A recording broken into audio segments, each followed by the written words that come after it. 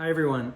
Welcome back to In the Know, or welcome to In the Know for the first time, where my goal is to keep you informed on pressing issues of the day and to stay critically engaged with them so that we engage in critical analysis and the like, and to start different conversations. So what I want to talk about today comes coincidentally on World Press Freedom Day, which was this weekend on Saturday, and a remarkable convergence of events with the Trump administration engaging in massive dismantling of global media organizations and silence from the Secretary of State, Marco Rubio, on World Press Freedom Day, and a major court opinion coming out on World Press Freedom Day that supports the Trump administration's approaches. So let me break this down.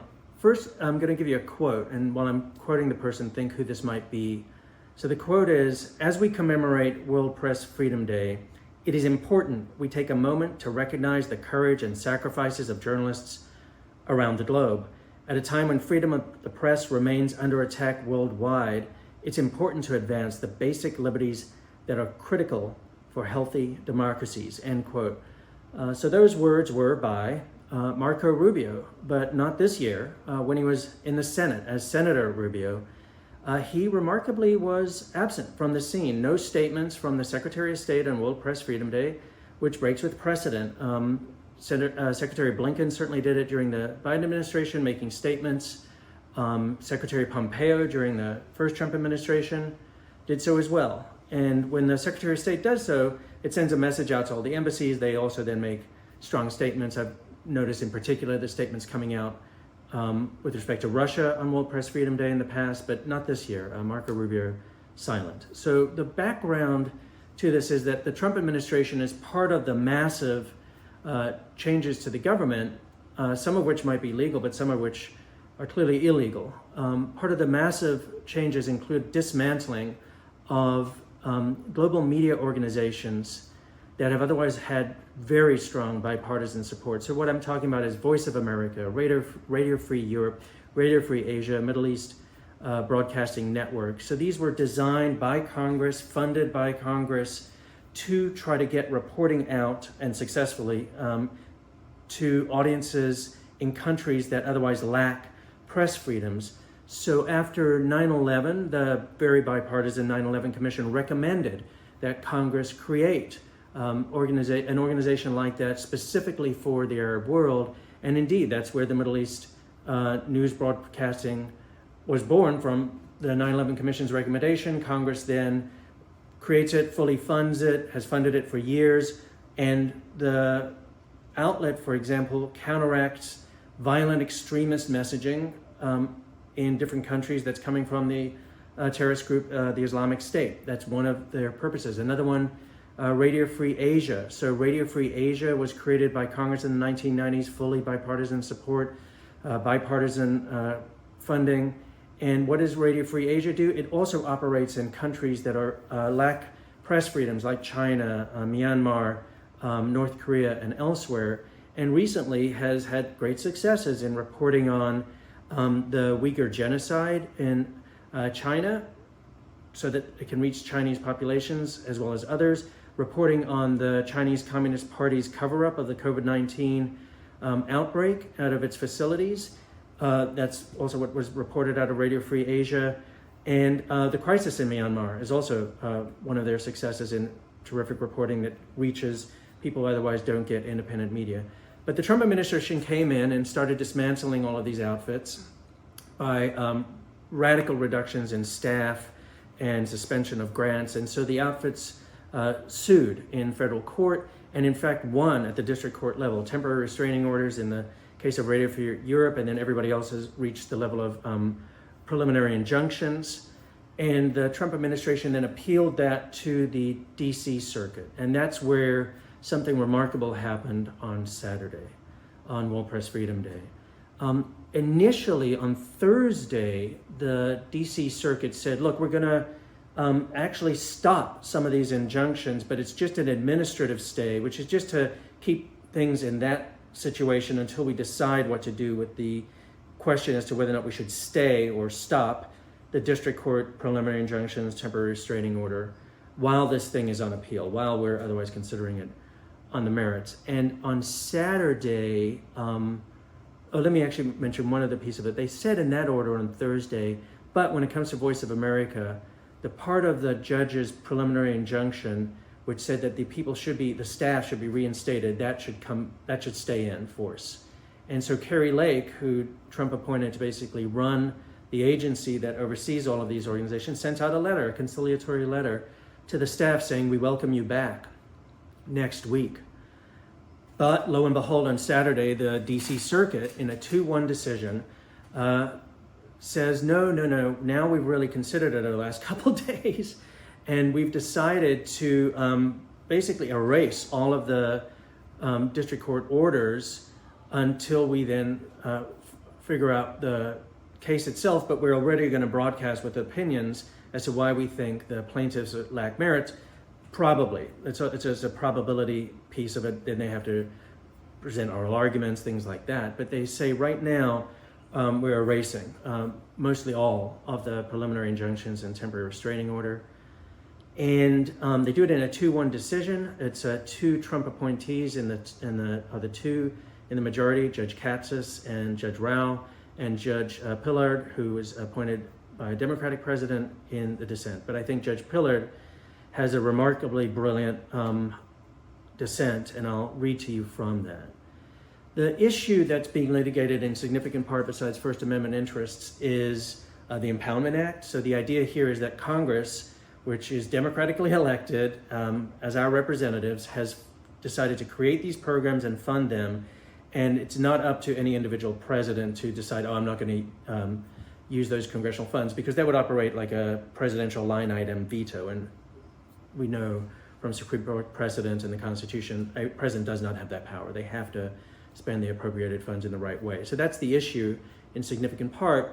The judges, in deciding whether or not to eviscerate the district court orders, also are assessing whether or not there'll be irreparable harm to the plaintiffs or the defendants if they go one direction or the other. And that's where I thought the majority opinion is fairly callous, to lack of a better word, for how they assess it. So they say, well, there's an irreparable harm to the administration if we don't eviscerate these orders. What's the irreparable harm? Well, the president has foreign affairs power, and so he or she should have to be able to decide that. But that's not sufficient. That's just like playing a certain card. You have to get deeper into what exactly is at stake in this foreign affairs issue. They don't do that, so it's almost like just a free pass. And then they say, oh, well, the administration gave $15 million, which is a true drop in the bucket with the federal budget, and we're not sure they would get the money back. That's remarkable. That usually doesn't count for your irreparable injury, especially when the stakes are on the other side so enormous. And what do they say about those stakes? They say, quote, we recognize, quote, the possible collapse of MBN and RFA. Although we appreciate the gravity of these harms, there remain several avenues for their remediation. Meaning that if they can be remedied in the future, then it's not irreparable, see? And so you're thinking, okay, how could you remediate the collapse of the global media outlets? And they don't answer it. They say, we understand that's the problem. And then if you read further down the same paragraph, it's the only paragraph that they address it. They say, as for MBN, Middle East Broadcasting Networks, and RFA, Radio Free Asia, they may seek to recover any wrongfully withheld grant funds. But that's in the future, down the line. It could recover wrongfully withheld grant funds. They will collapse in the meantime. That's the argument. And that's where Judge Pillard comes in. And I thought that her dissent is great on 2 levels. First, it explains what is the purpose behind whether or not you would hold in place a district court injunction or eviscerate it. And the purpose is to freeze the status quo. So when parties are in a litigation dispute, while they're disputing, at least keep the status quo in place so that we can decide whether or not radical change should happen, especially if you've got all these organizations raising these legal arguments. And so here's what she says in an opening paragraph, because I think she's trying to underscore the importance. Meanwhile, quote, Voice of America, Radio Free Asia, and Middle East Broadcasting Networks face severe and irreparable harm absent injunctive relief. Voice of America has gone dark for the first time since 1942. Radio Free Asia and Middle East broadcasting networks face imminent collapse if they do not receive the funding Congress directed to each of them by name. The purpose of a stay pending appeal is to maintain the status quo until a case can be fully adjudicated on its merits, end quote. And I think that's showing us, in some ways, the stark realities here. Let me end with just a couple notes. One is a technical one, and then just, I guess, a broader theme. But the technical one is, there is a particularity or peculiarity with Voice of America. Strangely, the district court decision, the order that required the reinstatement of staff, eviscerated by the DC Circuit. But there's another part of the order where, for Voice of America, the district court order said that it is required for the government to restore Voice of America so that it fulfills its statutory obligation, which is to, quote, this is quoting the statute, serve as a consistently reliable and authoritative source of news, end quote. And the DC Circuit, the Court of Appeals, left that second part in place, which is odd because how on earth is Kari Lake going to have Voice of America perform its statutory duties while the staff has been laid off or sent out of the office to not work and being terminated and not reinstated? How do you then maintain Voice of America? And in fact, the news on the weekend is actually asking what's going to happen now that she had sent her conciliatory note, but then the DC Circuit reversed what it had done on Thursday to say these people do not need to be reinstated at all. So that's the basic sum of it. And I guess the broader theme in part to me is twofold. One is the way in which I described to you the importance of what these media outlets do. I should also add Voice of America was created in trying to fight back against Nazi messaging, just like Middle East News Network is broadcasting is fighting back against violent extremism from ISIS. Those stakes are in the complaints when the plaintiffs bring the case, but they aren't in any of the judges' opinions. And it's partly because of the crudity, the crude nature of what is actually a legal claim, what can be brought in court, and who has the cognizable harm. So oftentimes these harms are articulated as the individual staff who will be fired, rather than actually it's the broad implication of Congress has funded it for this global purpose, and that global purpose is about to collapse under the Trump administration's approach to taking a sledgehammer to all of this. And then the last point is that when it gets to the merits, part of what the two judge majority were saying is they didn't say it's on the merits that the Trump administration could do this. They basically just said the district court didn't have jurisdiction.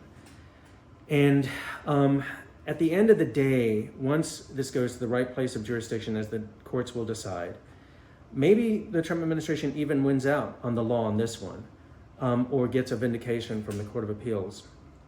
Difficult to know on this one. But the reason that we're even in this predicament that is being litigated is, at a minimum, a policy choice to eviscerate global freedoms. And the silence of Marco Rubio at this moment in time is definite.